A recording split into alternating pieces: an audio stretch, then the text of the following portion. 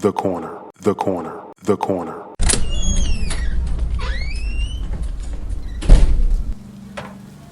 Hey, welcome. Come on into Cousin Ed's Corner.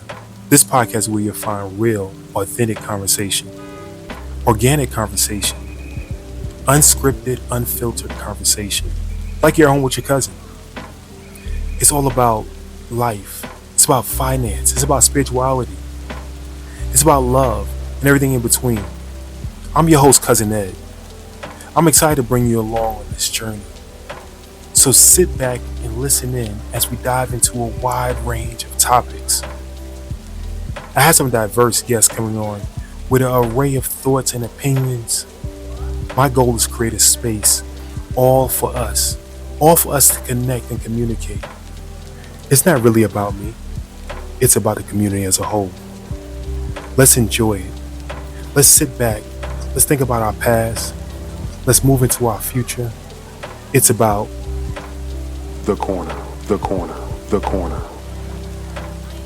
So no matter how you cut it or slice it, we're all here together. I'm just here to give you a piece of my heart, my mind, my soul, and my mentals. So sit back, relax, and enjoy another episode of Cousin Ed's Corner. The corner, the corner, the corner.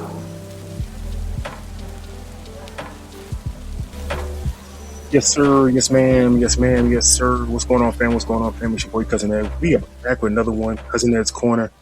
And I am honored again to have a special, I don't like calling them guests, I like calling them family member, special friend, a community leader. Just somebody who I've been admiring for some time now to join us at Cousin Ed's Corner. I thank you very much, Diane, Britt, Smith. Thank you for joining us. Thank you for having me, Cousin Ed. No, I'm honored. Like I said, I've seen you on the internet. I've seen you on Facebook and Instagram, TikTok, all over the place. And I wanted to talk to you about just your life and your transition into your new second chapter. Many of us have, multiple chapters going on at one time. So your second chapter of a career, and just honor you and say thank you for, gracing us with the ability to feel like we can do the same thing. If you don't mind. Absolutely. Thank you so much. Thank you so much. Yeah. If you don't mind, tell us a little bit about yourself. I like to hear the pamper story, but I like to hear how it all got started, and then we go into how the transition came about. I was born and raised in Richmond, Virginia. I'm an only child of older parents. So I grew up around a lot of adults. I've had the same best friend since we were 4 years old, and we are 63 now. She's the closest person to me and certainly feels like a sister. So I cherish that relationship. I was raised in public school, and I went to James Madison University as a business major and realized that I was doing that to please my father, who didn't go to college. He was a successful man, fought in World War II, but he always thought it would be good for a Black young girl growing into a woman to be in business, because that seemed like it would be great, because that's not a path that they could take. So I enrolled as a business student. I took my first econ class and failed miserably one of the tests, realized I didn't love this, opened the catalog and landed on radio, TV, film. The first page that I opened, and I changed my major. I went to the registrar, stood in line, changed my major, and it was the best decision ever. I had a 40-year career in broadcasting and journalism, mostly international journalism, just from that huge decision that didn't seem like a huge decision at the time. I was running from something rather than running to it.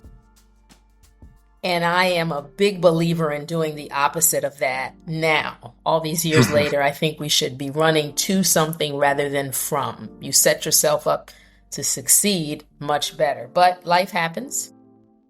And that was probably the first really big pivot I made.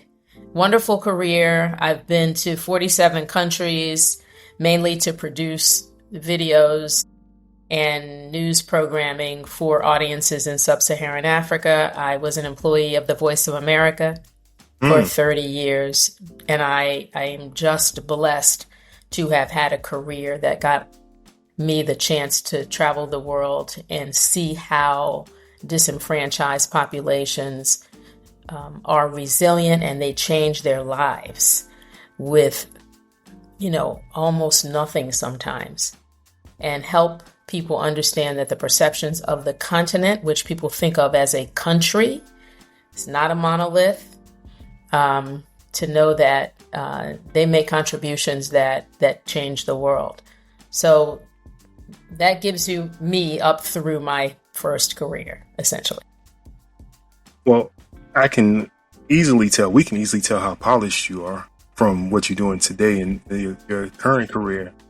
And I knew it came from somewhere, but definitely with that kind of background and traveling the world and producing and being a part of that kind of content, definitely we can tell. So thank you for all you did in that side of it. So the way I got introduced to you was I'm great, and everybody can see I'm great.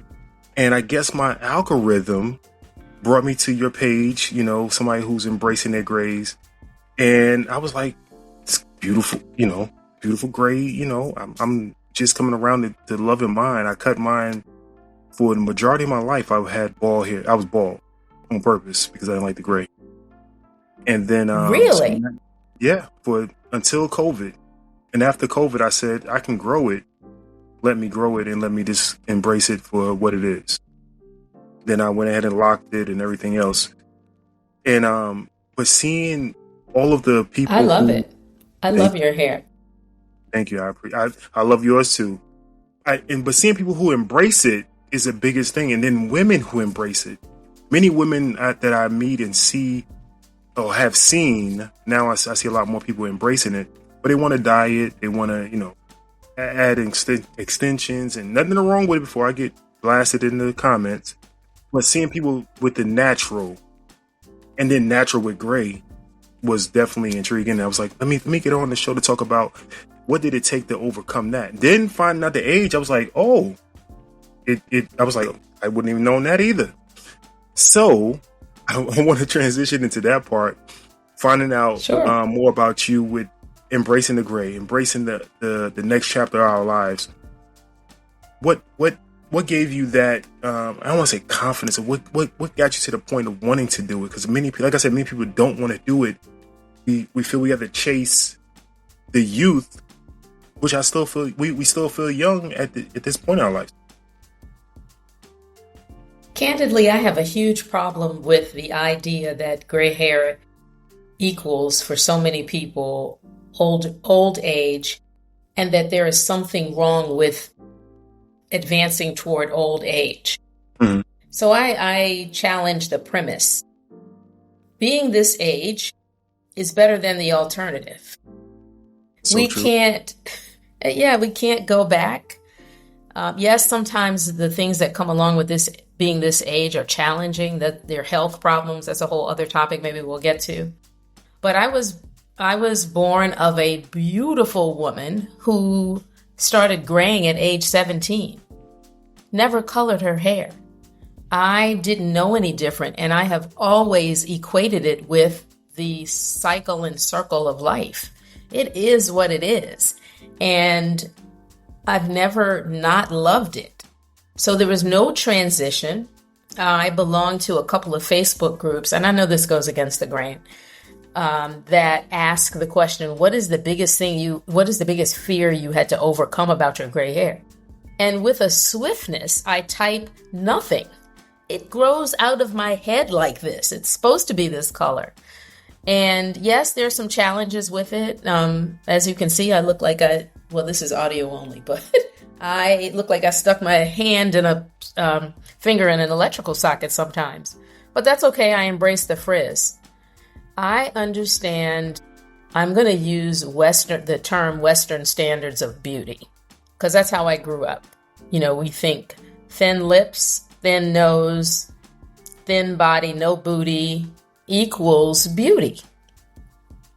And finally, the tide has turned to embrace larger lips, larger booty, but still gray hair is, what happened? Why can't we, embrace that? I think that we should be able to do anything we want to do with our bodies that make us happy. And that's why they make hair color. So all my sisters, no matter your color, actually, this is colorless. If you want to color your hair, color it. If I wanted to color mine, I would. But we can't be of the mind that it makes us look younger. Gotcha. It does not. You either look younger or you don't. And that has to do with, I say this all the time, your face, your neck, your hands, and your attitude. All of those things will give away your age before your hair. Evidenced by this fact. So I ride public transportation all the time. When people see me from the back, they think I am older than I am. If they see me from the front, it's like, oh, maybe she's not this age or that age. So it's become quite funny to me that gray hair is such a big topic, because it just is. And if I want to color it, I'll color it, but I love it. And I encourage women to kill the noise. Sometimes, now there's one big exception. I'll get to that in 1 second. If your spouse wants you to color your hair, or because he wants some arm candy, that's a different conversation. A whole different kind of marital conversation you need to have. But in terms of your independent self, be you. And if you want to let it go gray, and you rock it with confidence, then I think that is something to be celebrated. But back to what I said, you can do whatever you want, whatever makes you happy. But I love that I am able to inspire and encourage women to let their hair go gray. There's one big, huge elephant in the room, and that has to do with ageism at work. We are punished by a certain age and encouraged to leave the workforce because of our age. So if you think that your gray hair is a showstopper in the workplace, do whatever you need to do to be in a place where you can get a job, because it is really hard to get a job after a certain age. Now, what I said before, your face, your neck, your hands, and your attitude, you got to bring that with you if you're going to do something about it. Maybe you can do something about your face. You can get neck work. But your hands, I'm not so sure. But you might be able to fool some people. And we need to do what we need to do to get and stay employed. So I am of the mind, get the hair color. Okay. They have just for men, the gray, for the beard, yes, and everything else.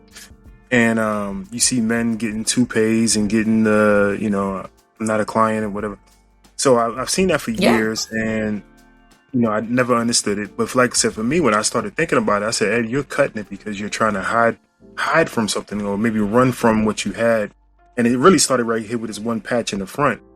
And then, like you just said, what made me think about this, my mother grayed early as well. So I grayed at 17, around the same age. My mother grayed same age.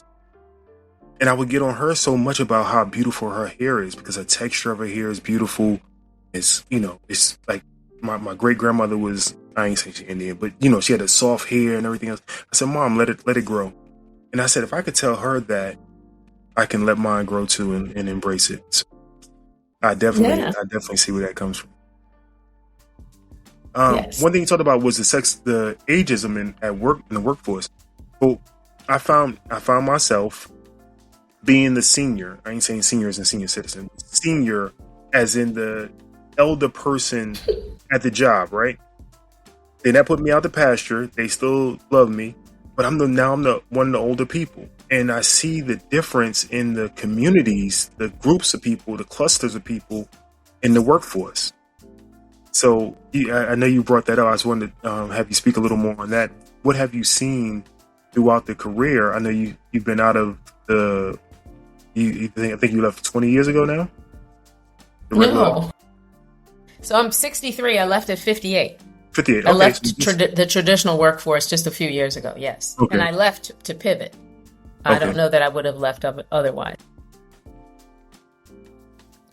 As a manager, I had over the years a couple of older people work for me, and by that I mean 10, 15 years older. There's a big difference. As we age, we get slower, and it takes us a while to adapt to technology. And I am giving a blanket statement, and I hate blanket statements. Mm-hmm. But in this case, this one particular person and on my team, it's like, maybe you should think about, I didn't say this, but think about going and doing something else. That's not true of everybody. Some people stay really sharp for a very long time. But there just comes a time in the corporate workforce, I was a government employee, that many times they can't keep up. And that's a blanket statement, again, that is not fair. It is very much an individual thing. But when you have one person who can't keep up, the perception is everybody can't keep up. And that's not fair. Excuse me. So I think it just depends. And we have to set ourselves up, no matter our age, to stay on top of the industry, whatever your industry is, and know how to, I'm going to say, roll and bounce and go with things. Don't dig your heels in. We, as an older person, our ideas can be dismissed by younger people because they do things faster, better, and certainly cheaper. What we bring is wisdom and experience, and that is not to be discounted. But at some point, you have to decide when it's time for you to leave the workforce, and nobody should decide that for you. So as long as you can still do the job, I think, you should stay. There is age discrimination that corporations, I think, are trying to get rid of people, but avoid lawsuits. And one way I have seen they've done that, or they've tried to do it, is when a job applicant comes to they have to take a test. And the test includes an emotional intelligence component. Mm-hmm. And emotional intelligence for someone older is different, not better or worse, but different than a younger person. And the test is timed.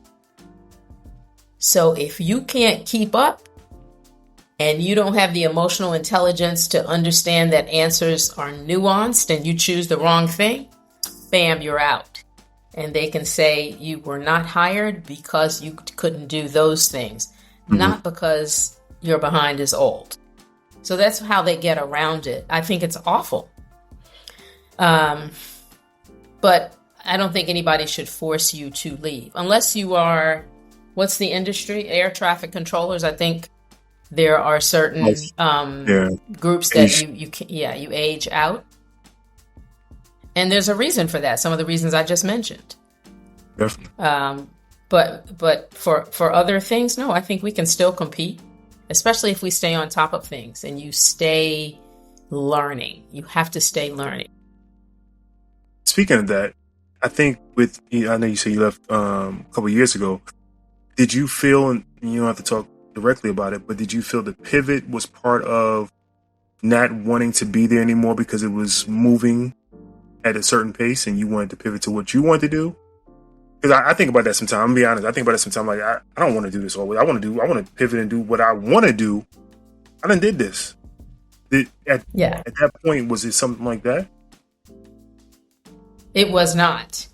Okay. For me, And I need to be politically correct because I don't believe in bashing my former employer. In general, government agencies, U.S. government agencies, are led by political appointees. When you have a career person or career staff, oftentimes that love their job, and I loved my job. You are connected to the mission. You understand through and through what you do, why you do it, how it's received. In our case, how our television, radio, and internet programs were received by the intended audiences overseas. You feel that to your core. You show up to work because you love this and you know it makes a difference. You feel that, and I felt that for 30 years. But when the mission changes at the top and there is not that connection to it, and then all kinds of things can happen and budgets change and people's loyalties change. People get scared. There's some yuckiness, I'm going to call it. And this was during COVID, and a lot of things changed. And I didn't love my job anymore. I just didn't love it. And everybody goes through, even in I had a 40-year career total because I worked in Fairfax County, Virginia, government TV. And I worked at a public TV station and I had a corporate TV job. But altogether, it was 40 years. At 30 years of that was the last one at the Voice of America. I enjoyed my job 95% of the time. I would get up every morning and want to go to work. And I don't know many people who feel like that. I just really loved it. And then there were more and more days that I didn't. When you're teleworking from the couch, it starts to wear on you. And that's when I realized, and my mother died, so I didn't have the responsibility of caregiving. And that geography comes into play there. We started moving to New York in 2019. Okay. And I say started because we went back and forth. And I didn't have the responsibility of my mother, so I realized how I could play in New York City. I just, what better place to play? I'm a street portrait photographer. So I take my 35 millimeter and just walk the city. During COVID, after George Floyd was murdered, I spent my off time of work taking pictures of people and connecting with them. In DC, we live near the White House. It was incredible. And then I had to go back to the couch to telework, the next day. And by that time, I decided it's time for me to flip the script and pivot. And I don't know if it's time for us to get into that conversation, but that's why I left. One thing I caught out of that was back to your first time at Georgetown. Where'd you go? James Madison. James Madison University. Your time at James Madison, right? I heard that, and I heard that in that same story. You was in that class, and you didn't like it, and it pivoted you to do what you do love now. I heard that with this same transition, you were doing something, and it wasn't for you anymore, and you pivoted to this. So. Right. Yes. One thing I do love about your posts and everything, I'm from New York, so I get to see New York in the background. It's like watching New York on the cover, and you get to see everything you saw when you grew up. And watching your posts, I get to see New York all over again. So I do enjoy that. So it's an incredible city, and I think sometimes it gets a bad rap. People paint, people paint the entire city with one brush, just the way they paint the continent of Africa with one brush. And many people have never even set foot here. Oh yeah, that's what they on TV. Yeah, it's crazy to me. So 2019, unfortunately, lost your mom, and now you're making the transition to New York. What got you into the acting and modeling and fitness, all of the things that I see you do today? So acting and modeling first. I was, like I said, a radio, TV, film major, mostly behind the camera, producing videos, producing news programming, traveling to produce stories about people. In the course of that job, you are on the other side of the camera reporting, and I would host programs in the studio, interviewing people, like years and years and years. And one day someone said, I don't remember, I gotta go back in my memory. Someone said, this is in DC, America's Most Wanted has auditions for extras. You should audition. So I did, and I got this role. I was a detective and walked into the house like Columbo with a trench coat. Mm-hmm. And I thought it was the coolest thing ever. No lines, just, So after that, I started auditioning in DC for various commercials and training videos behind the scenes. And I did that maybe 2 or 3 times a month until I started being promoted at work. And as a regular employee, you can put in for PTO and go to an audition. You can put in for PTO and go work a job. As a manager, you cannot do that responsibly. You have a team and a staff, and there's no such thing as a 9-to-5. So I put it on hold. Every now and then I would do something, but not regularly. So I just put a pin in it, knowing that at some point in the future I would come back to that. So fast forward to that day on the couch in 2021. I didn't say this part. The reason we got a place in New York is because we were always here.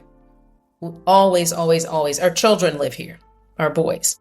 We love plays. We have family here, going back and forth. So I just suggested to Derek one day, we should get a tiny studio apartment in New York City. I thought he was going to say, something is wrong with you. You've fallen and bumped your head. He was like, okay.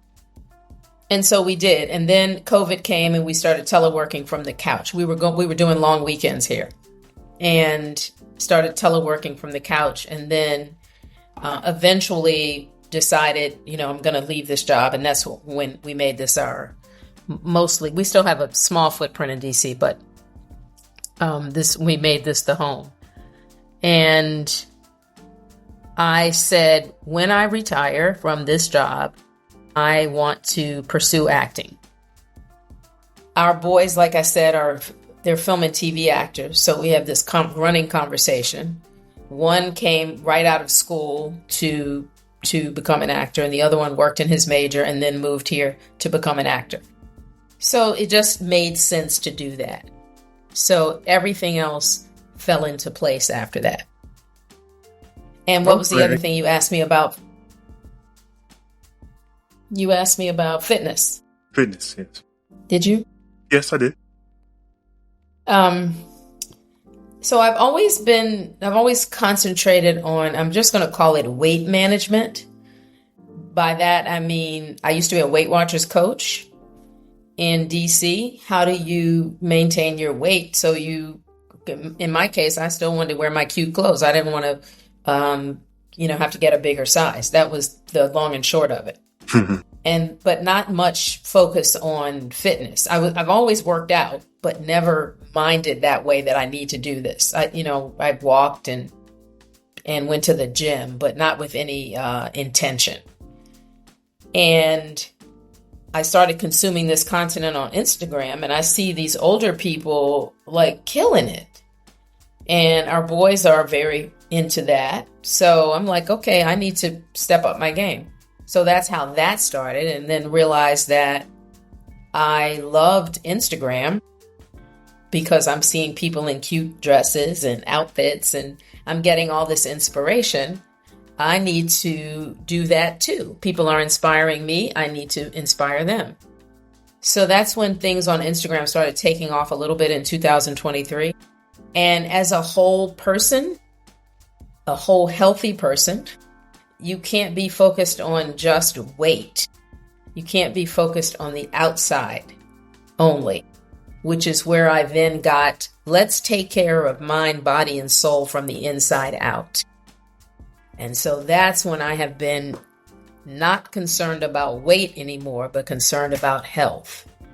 Gotcha. And that really changed my life. I was diagnosed with osteoporosis a few months ago, and I wasn't shocked. It's degradation of the bone, but you can reverse it with weight-bearing exercise. So I have picked up my weight-bearing exercise. I have been diagnosed with coronary artery disease, a hereditary thing, but you can do something about that with taking care of, your exercise and what you eat and taking medicine. So I am doing everything I possibly can to stay on top of my health with the information I have. Before, I'm just doing it to control my weight. I walk anywhere generally between 5 and 7 miles a day. And now I'm lifting with intention. So I'm a city girl, and living in the city, it's really easy to rack up miles. And as you well know from living here, you get on it's not like DC, you get on the 1, 2, or 3 or the 7, and you are walking up 1,000,000 steps.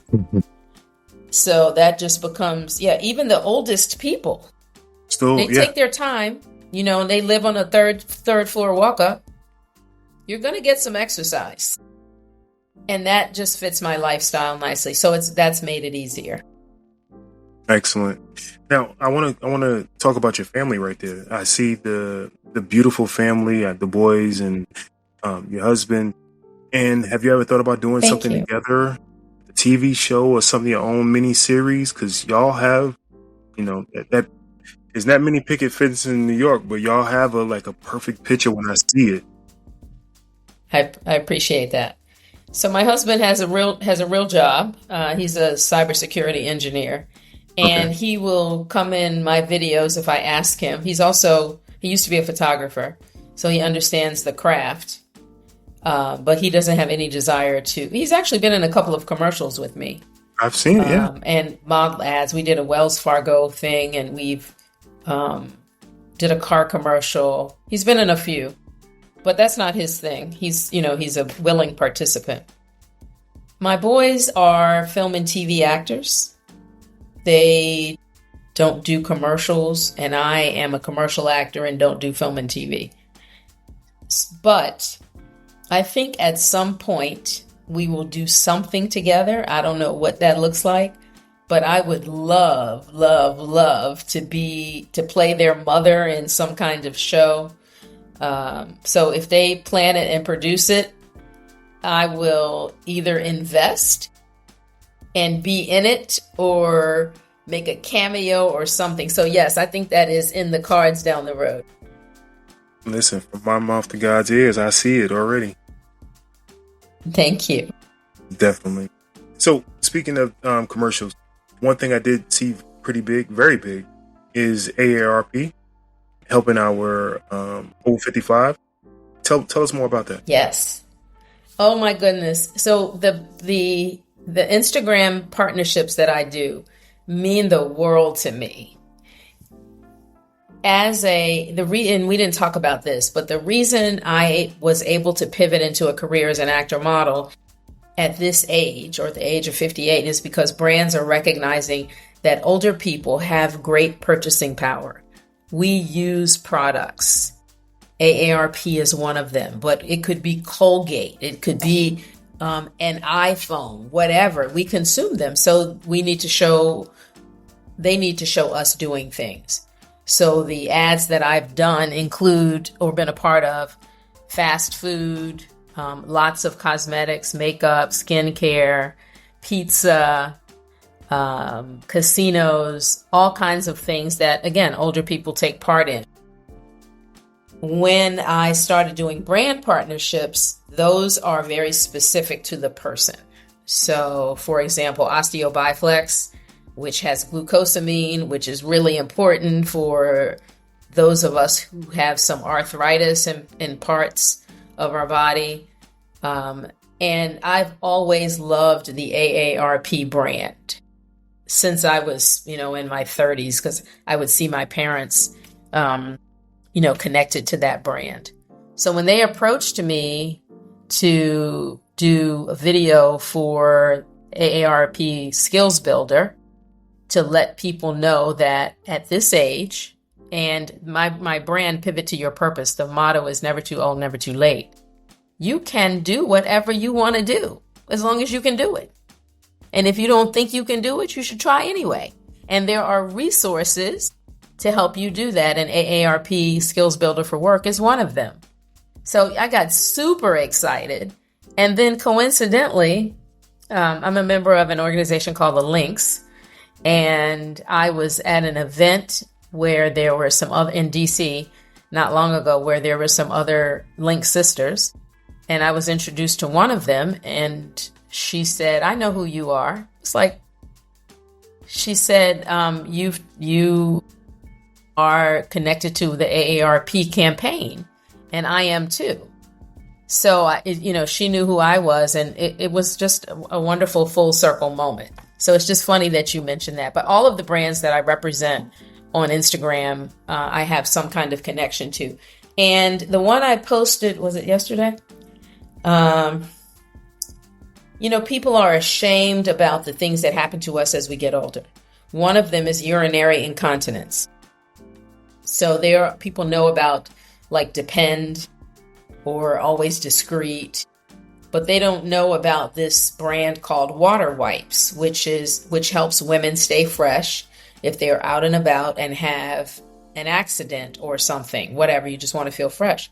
So again, I'm connected to that brand. I learned about it, happened to talk to somebody in the park one day about it.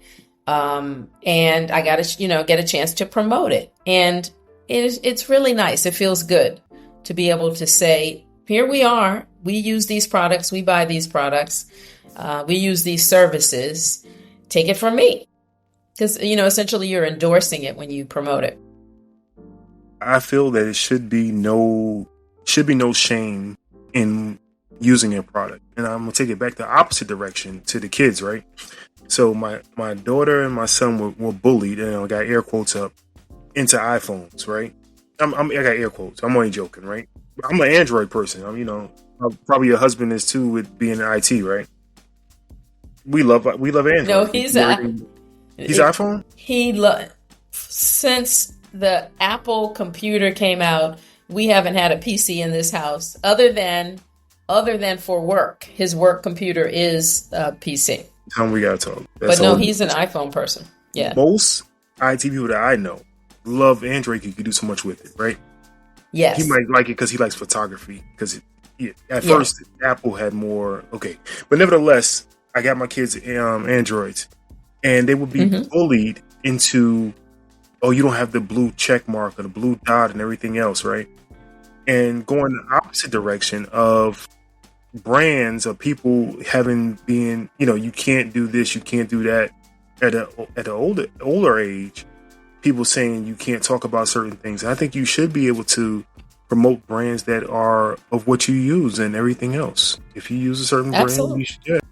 So that's beautiful, being able to promote AARP and any other brand that, listen, 55, pull my card out and put it on the counter like, hey, give me my discount right here.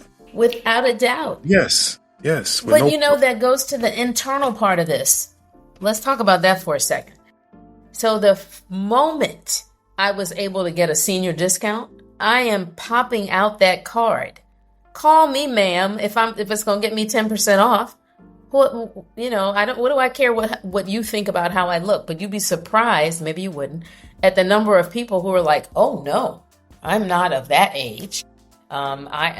So again, it's how comfortable you are with it. I don't want anyone to assume that I am elderly or that I am 30, which obviously, I'm closer to one than I am the other. Just don't make assumptions about me. Take me as I am. There you go. And if I tell you I'm 63 and I need to get the senior discount, bring it to me, baby. I'm not going to turn it down. They're probably going to ID you anyway. Because I'm definitely trying to get my senior discount. They were like, no, Like, yes, didn't see the gray? Yeah. They're like, no. Yeah. Exactly. It's But your listen, face. It's your face. you look at your face. Come on now. Listen, we could stay here all night and talk about this, but I wanted to introduce you to the community. I'm very honored to have you on. I love to have you back. I tell everybody that this is your home. Like, you came over to talk to your cousin. The brown is Yes. below the counter. The clear is above the counter. I have tea also. So I have red cups and I have glasses. So it's up to you what you like. Anytime you want to come back. I love Please, that. yeah. Please go ahead and tell everybody where they can find you at. Thank you so much, Cousin Ed. You can find me on Instagram. That's where I hang out most. Diane Britt Smith, all one word. And my website is pivottoyourpurpose.com, all one word. Pretty much that's it. I'm on LinkedIn too and TikTok, but Instagram is where I hang out most. You'll see her on a TV screen somewhere near you. You'll hear her voice. We can get into that. Voiceovers and voice actress. Also, so you'll hear her voice on many different things. And you have her back on Cousin Ed's Corner. So definitely look for her to be back on Cousin Ed's Corner. If you want to reach out to her, definitely go through her Instagram and go through her DMs. But you can leave her a voicemail. Go to cousinedscorner.com, cousinedscorner.com, across top of the page, hit leave voicemail, and I'll send it to her and play it back on the show. So definitely let her know what you think of the show. Listen, I thank you very much, my sister. Like I said, you're welcome to come back anytime, and I definitely appreciate all you're doing out there. Thank you so much. This was so fun. Definitely. Hey, fam, we love you. We love you. We love you. Peace. This is Diane Britt Smith. I'm a positive ager and founder of a new brand called Pivot to Your Purpose. And when I am not busy inspiring women over 40 to live and age well, of course I'm listening to Cousin Ed's Corner. Hey y'all, Aisha here, founder and CEO of the Sistahs in Business Expo, the country's only multi-city small business expo and community created to celebrate and educate entrepreneurial women of color. Be sure to tune in to the next episode of Cousin Ed's Corner. And remember, when my sister wins, we all win. This episode of Cousin Ed's Corner was brought to you by the Sistah Shop. Please be sure to visit them at thesistahshop.com. That's THESISTAHSHOP.com. Thesistahshop.com. Thank you for listening to Cousin Ed's Corner.